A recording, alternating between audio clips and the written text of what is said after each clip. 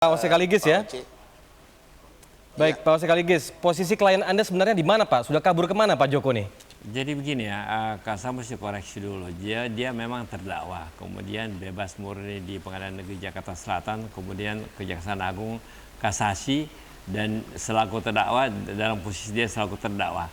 Di dalam kasasi itu pun dia bebas, jadi dia tidak pernah terpidana. Jadi saya kira kejaksaan tidak lalai kalau misalkan dikatakan dalam mencekal. Bagaimana orang yang tidak terpidana dicekal, kemudian kejaksaan mengajukan PK. Tentu saya beda pendapat dengan kejaksaan mengenai PK tersebut. Karena saya berpegang kepada pasal 263 ayat 1, yaitu bahwa yang bisa mengajukan PK cuma terdakwa dan ahli warisnya. Dan kalau pendapat para ahli kayak katakanlah di Belanda Van Hatum, mengatakan kayak Loheman Simon mengatakan apa yang sudah jelas nggak bisa lagi diinterpretasi. Tapi kemudian kan jaksa dia kan PK. Tentu waktu itu saya sudah dapat kuasa dari Joko untuk mengajukan PK, karena itu kan dia punya kuasa kepada saya merupakan satu langsung, merupakan satu paket. Nah, sekarang tentu saya sebagai penasihat hukum, kalau memang ada putusan yang ingkrah, saya mesti katakan kepada klien saya kalau saya ketemu, yuk laksanakan baru kita masukkan PK, saya katakan. Karena itu kan sudah memang peraturannya begitu. Lepas saya setuju atau tidak setuju kepada putusan katakanlah Mahkamah Agung, tapi kan itu kan putusan. Jadi tidak ada jalan lain daripada itu mesti dieksekusi, kemudian saya mengajukan PK. Karena dalam hal ini 263 pasal ayat 1 dari KUHP sekarang terpidana yang bisa mengajukan PK. Baik. Ini sekarang dia sudah terpidana. Pak Ose, kembali ke pertanyaan pertama tadi. Di mana sekarang Pak Joko berada? Kalau saya tahu tentu saya beritahukan, kalau enggak nanti kan saya bisa dituduh menyembunyikan klien. Pasti, jadi makanya saya sudah menghubungi keluarga, tolong kalau seandainya nanti sudah ketahuan di mana, kasih tahu sama saya akan adviskan kepada dia pulang, laksanakan itu keputusan. Kapan Bapak terakhir kali berhubungan atau berkomunikasi dengan Pak Joko? Ini asisten saya suruh saban hari kalau bisa berhubungan dengan katakanlah keluarganya atau katakanlah dengan sekretarisnya. Karena kalau enggak kan kita juga menjadi sasaran pertanyaan dari orang. Kok Kaligis begini? Kan saya nggak mau begitu. Kita kerjanya profesional aja deh. Kalau memang lepas artinya saya setuju atau tidak setuju dengan putusan katakanlah Mahkamah Agung, terus saya akan laksanakan. Karena dulu saya juga pernah bela ya seorang jaksa namanya Radipi. Begitu dia bebas murni di Mahkamah Agung, kok jaksa nggak mengajukan PK. Jadi kadang-kadang saya melihat rancu ini dari saya ngomong dari segi profesi ya. Jadi saya akan PK untuk dia ya. Baik, dan terakhir Bapak berkomunikasi dengan Pak Joko kapan? Jadi itu kemarin kita masih hubungi sekretarisnya, tolong diberitahukan kepada kami. Begitu itu kedepan kita himbau supaya dia kembali, itu aja. Supaya kita mau antar ke kejaksaan, jadi nggak usah, ini kan masalah gampang kok. Kalau dulu juga misalkan klien saya yang terpidana, saya selalu antar ke kejaksaan, nggak ada masalah kok itu. Dan apakah Pak Joko sendiri sudah mengamini rencana itu? Kalau saya sudah ngomong tentu saya kasih tahu kepada kejaksaan. Apa untungnya saya menyembunyikan seseorang? Nggak ada kok. Berarti ada rencana menyerahkan diri ya?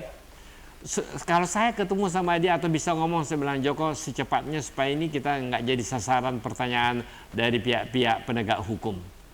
Baik, Pak Jasman nih kemarin Salil Sabirin sudah menyerahkan diri, tinggal Joko Chandra. Nah dari pihak kejaksaan sendiri sejauh apa sebenarnya upaya yang telah dilakukan untuk mencari tahu di mana Joko Chandra berada?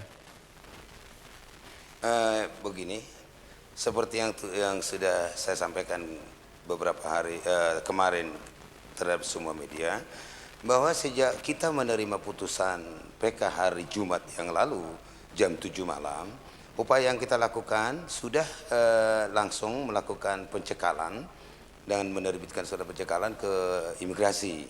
Itu malam itu langsung kita lakukan itu, dan secara formil kita memanggil terpidana Joko Chandra ini untuk datang kemarin. Namun sebagaimana kita ketahui bersama bahwa panggilan itu belum ada kabar ya mengenai panggilan itu, dan kita anggap bahwa dia tidak datang, dan memang nyatanya tidak datang. Hari ini Kejaksaan Negeri Jakarta Selatan selaku eksekutor telah melayangkan lagi panggilan yang kedua. Panggilan yang kedua untuk datang pada hari Senin. Ya, untuk datang pada hari Senin, yaitu berarti panggilan yang pertama untuk datang hari Selasa, panggilan yang kedua untuk datang pada hari Senin minggu depan. Dan kemudian kita juga sudah melakukan koordinasi dengan pihak imigrasi, khususnya imigrasi di bandara.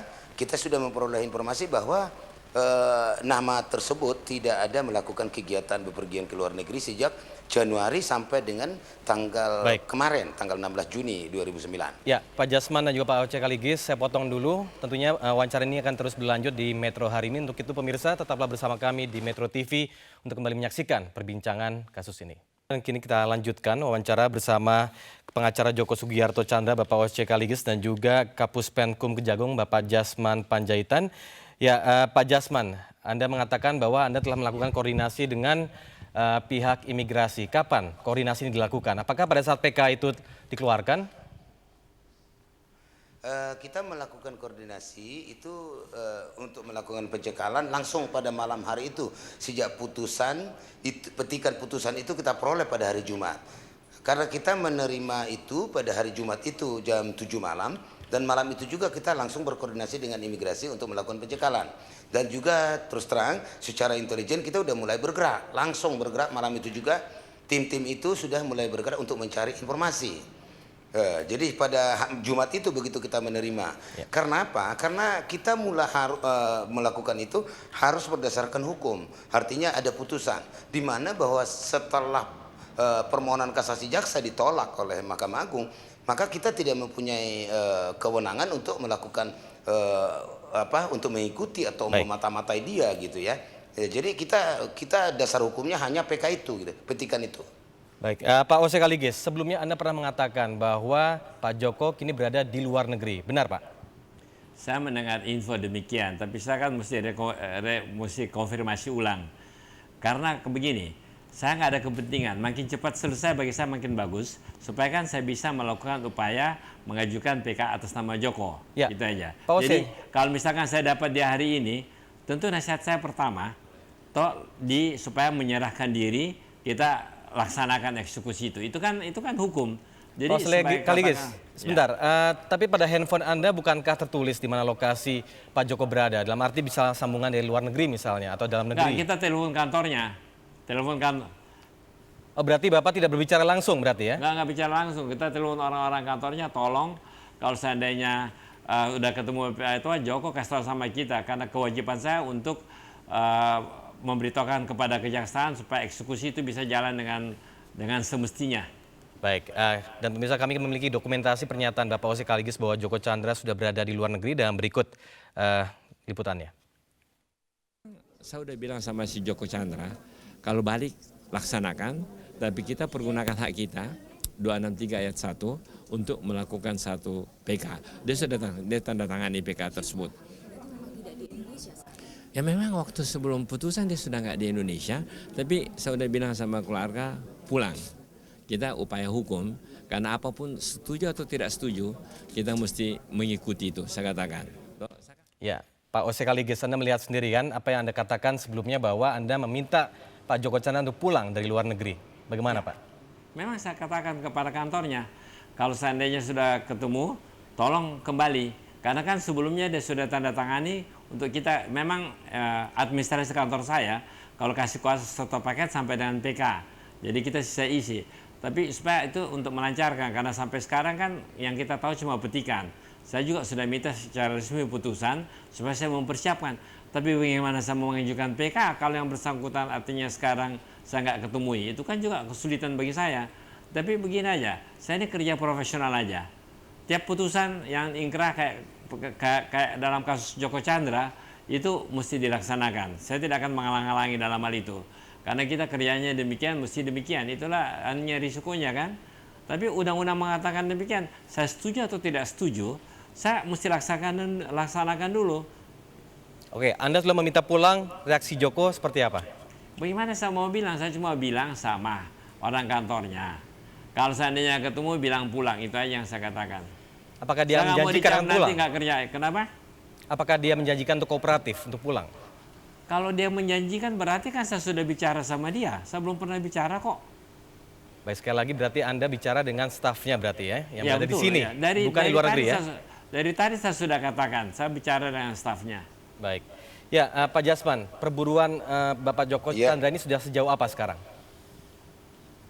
Ya itu tadi, ya kita kan masih melakukan upaya formil ya, memanggil lagi sekali lagi, dan baru kemudian, nah di samping itu juga secara tadi saya sudah katakan bahwa aparat kita juga secara intelijen sudah bergerak ya, mencari informasi sebanyak-banyaknya dari pihak manapun.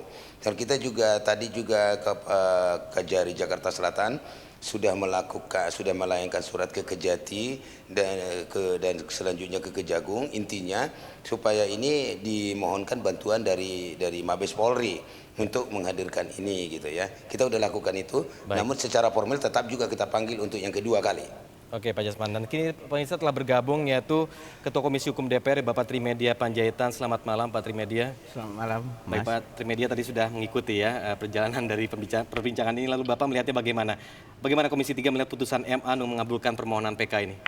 Ya pertama sama seperti saya sampaikan di beberapa kesempatan dari beberapa hari ini, kita memberikan apresiasi kepada aparat kejaksaan karena kasus Pak Joko Chandra ini sudah mungkin 2-3 tahun belum diajukan PK, kemudian diajukan PK itu, dan syukurnya Mahkamah Agung mengamini apa yang menjadi spirit dari aparat kejaksaan dalam rangka menyelamatkan keuangan negara yang cukup besar dari kasus era Giat Prima itu.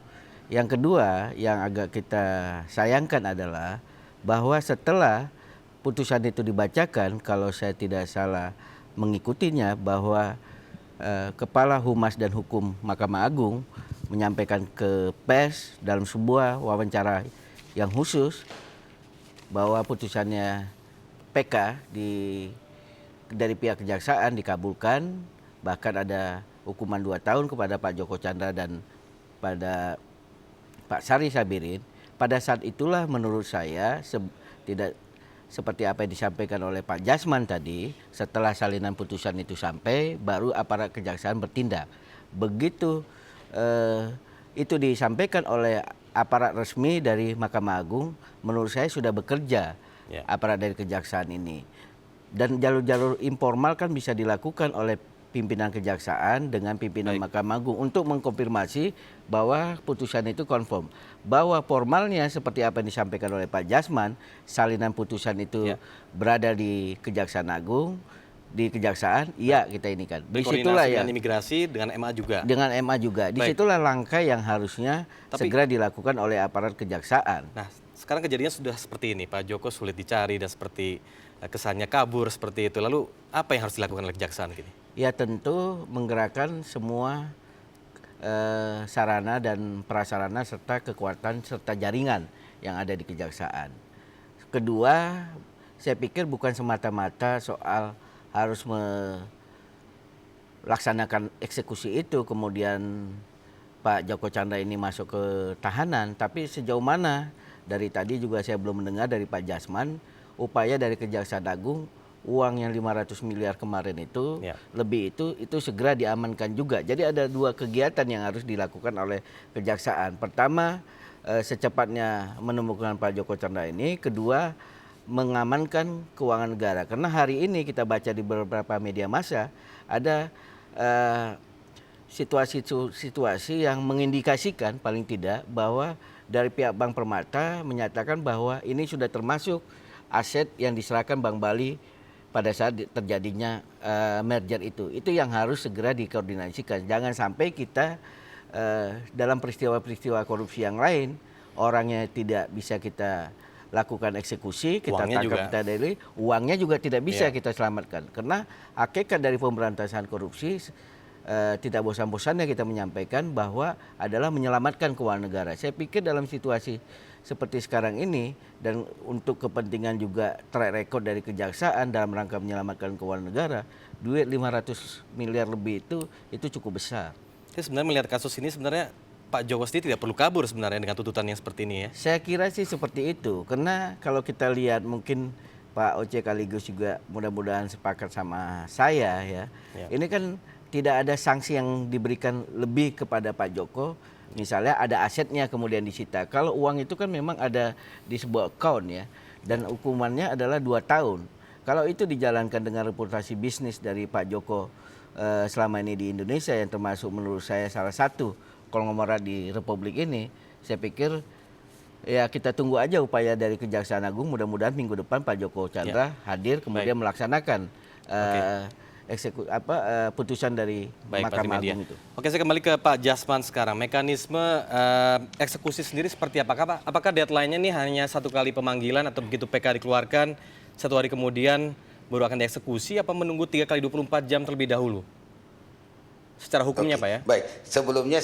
Sebelumnya saya mengucapkan terima kasih tadi bahwa Pak Trimet, saudara saya yang kekasih, bisa kami dipertemukan Panjaitan dengan Panjaitan. Terima kasih juga kepada Metro TV. Dan namun saya ingin meluruskan tadi apa yang disampaikan oleh saudara saya bahwa seolah-olah kita terlambat. Sebenarnya tidak. Terus terang saya sampaikan bahwa itu pengumuman itu dari Mahkamah Agung adalah hari Jumat. Meskipun perkara Sahril Sabirin diputus tanggal 8. Perkara Joko Chandra sendiri diputus pada tanggal 11 dan diumumkan jam 4:30 sore. Jadi itu juga kami langsung apresiasi juga, proaktif untuk juga berkoordinasi dengan pihak Mahkamah Agung. Makanya jam 7 sore kami dapat ekstra vonis. Dan pada kesempatan ini meskipun secara formal kami baru bergerak berdasarkan hukum, tapi begitu kami dapat informasi kami juga udah bergerak. Tapi itulah kenyataannya bahwa memang menurut informasi yang kami peroleh bahwa dia sudah menurut petugas satpam yang ada bahwa 1 minggu yang lalu sudah tidak ada di tempat. Terus kemudian upaya-upaya yang kita lakukan dan masalah pemanggilan sesuai pertanyaan tadi Mas Tommy, bahwa pemanggilan itu kan harus sah dan patut. Sah artinya ditandatangani oleh pejabat yang berwenang, dan patut itu adalah masalah waktu. Ya Pak Jasman, tapi terkesan sekali dengan kasusnya Joko ini, kok terkesan kedodoran sekali atau kecolongan di sini. Harus pakai surat pemanggilan. Saya kira tidak ada yang kedodoran di sini ya. Tolong kita berpikir secara jernih dan objektif ya. Saya kira tidak ada. Coba bayangkan ya, coba diperhitungkan. Kami terima putus ekstra vonis itu jam 7 malam. Jam 7 itu juga kami langsung udah bergerak. Jadi apa sih maksudnya, yang bagaimana yang dimaksud, di mana indikasinya bahwa kami kedodoran? Kami sudah langsung bergerak. Aparat intelijen kami langsung udah bergerak. Jadi saya kira saya kurang sependapat kalau ada tuduhan yang menyatakan bahwa kami kedodoran, bahwa kami sudah optimal, sudah maksimal. Namun begitulah kenyataannya bahwa belum datang hari ini. Pak Jasman, menarik nih Pak Jasman. Saya mau menambahkan pada saat putusan itu langsung bergerak. Kira-kira dari operasi intelijen yang dilakukan oleh aparat kejaksaan, apa hasilnya Pak Jasman? Ya, sementara hasilnya memang belum membuahkan hasil, baru berupa data-data informasi yang akan dikembangkan kemudian untuk melakukan pergerakan intelijen. Maksud saya Pak Jasman, sudah ada nggak dari operasi intelijen yang dilakukan oleh kejaksaan bahwa Pak Joko ini di luar negeri? Nah, ini yang masih belum kita dapatkan. Tadi kan kita udah berkoordinasi dengan Dirjen Imigrasi, bahwa Dirjen Imigrasi juga udah menyatakan bahwa dari Bandara Soekarno-Hatta mulai Januari sampai hari kemarin tidak ada keluar nama itu gitu. Ya Pak Jasman. Terus kita kan bukan hanya kenapa sebelum dilakukan pemanggilan yang kedua, kenapa tidak langsung dimasukkan dalam DPO misalnya? Lah itu kan memang ketentuan undang-undangnya kan begitu. Kan tidak bisa langsung begitu dipanggil sekali lagi kan. Kita kan harus memberikan kesempatan juga. Siapa tahu memang ada alasan dia tidak dapat hadir. Apakah langsung kita nyatakan seseorang itu buron? Kalau misalnya dia karena alasan-alasan yang dapat diterima dan berdasarkan hukum, itu yang kita jaga. Maka nanti setelah pemanggilan nanti, apakah pemanggilan yang kedua atau tidak perlu sampai pemanggilan yang ketiga, kita bisa nyatakan sebagai buron. Tapi apalah artinya kita nyatakan buron? Karena hasil yang penting adalah bagaimana supaya dia dapat kita laksanakan dia melaksanakan hukuman itu kan, itu yang menjadi terpenting. Bukan hanya statement yang perlu bagi kita. Pak Jasman, apakah tidak melakukan koordinasi atau kerjasama dengan Pak Oce sendiri selaku kuasa hukum dari Pak Joko untuk mencari tahu sebagaimana yang kita tadi dengarkan sendiri dari Pak Oce, bahwa Pak Oce sendiri kan juga tidak tahu menahu, bahwa dia hanya menghimbau. Ya sama, kita juga menghimbau. Karena kalau saya menghimbaunya lebih berdasarkan hukum. Apabila dengan pasal lain, kalau itu lebih, himbauan saya lebih keras lagi gitu. Baik Pak Oce, setelah Anda mendengarkan ini semua, apakah ada upaya-upaya lain untuk mendatangkan Pak Joko ke Indonesia? Pak Oce? Pak Oce Kaligis? Ya, tampaknya kita ada gangguan teknis untuk audio dari Baik, Pak Trimedia, setelah mendengar penjelasan dari Pak Jasman, bagaimana menurut Anda? Apakah memang Anda masih menganggap ini kurang optimal yang dilakukan oleh kejaksaan? Ya kalau seperti apa yang disampaikan oleh Pak Jasman tadi ya kita bisa memahami ya.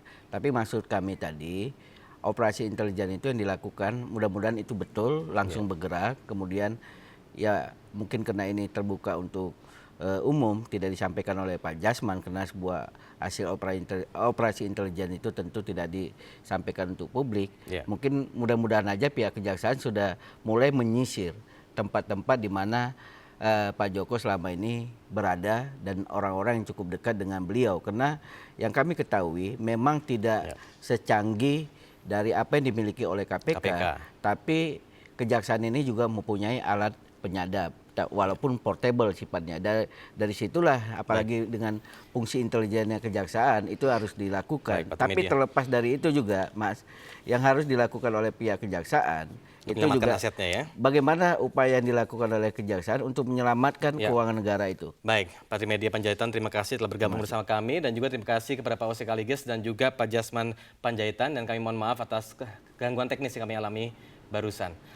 Dan tentunya pemirsa Metro hari ini akan segera kembali setelah pesan-pesan berikut ini. Tetaplah bersama kami di Metro hari ini.